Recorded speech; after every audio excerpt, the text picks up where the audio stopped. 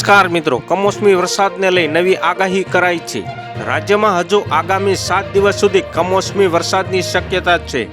હવામાન વિભાગે પણ આગામી 7 દિવસ સુધી વરસાદની આગાહી કરી છે।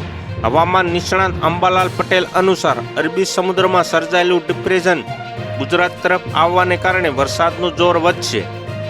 ખાસ કરીને સૌરાષ્ટ્ર, ઉત્તર ગુજરાત અને દક્ષિણ ગુજરાતના વિસ્તારોમાં ભારે વરસાદ વરસી શકે છે। આજે પોરબંદર, જૂનાગઢ, અમરેલી, ભાવનગર અને દીવ સહિતના જિલ્લાઓમાં ભારે વરસાદની સંભાવના છે। આ પરિસ્થિતિને જોતા માછીમારોને 5 દિવસ સુધી દરિયો ન ખેડવા સૂચના આપવામાં આવી છે। હવામાન નિષ્ણાત અંબાલાલ પટેલ મુજબ અરબ સાગરનું ડિપ્રેશન ગુજરાત તરફ આવતા વરસાદનો કહેર ફરી શરૂ થવાની શક્યતા રહેશે। તારીખ 30 અને 31 ઓક્ટોબરમાં સૌરાષ્ટ્ર ઉપરાંત વડોદરાના ભાગો ઉપર ગુજરાતમાં પાટણ, બનાસકાંઠા, સાબરકાંઠા, અરવલ્લી અને મહેસાણાના કેટલાક ભાગોમાં વરસાદ થવાની શક્યતા છે।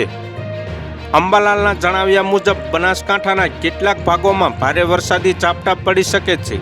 બંગાળ ઉપસાગરના સિસ્ટમની અસર અને અરબી સમુદ્રના ડિપ્રેશનની અસરને કારણે 2 નવેમ્બર સુધીમાં દક્ષિણ ગુજરાતમાં ભારેથી અતિભારે વરસાદની શક્યતા છે। તો હાલ માટે અત્યારે આટલું જ। મળીશું નવી અપડેટને નવા સમાચાર સાથે। અમારા વિડીયો પસંદ આવે તો વિડીયોને એક લાઇક કરી દેજો, ચેનલને સબસ્ક્રાઇબ કરી બાજુમાં બેલ આઇકનને દબાવી દો, જેથી જ તમને આવા સમાચારોની અપડેટ મળતી રહે।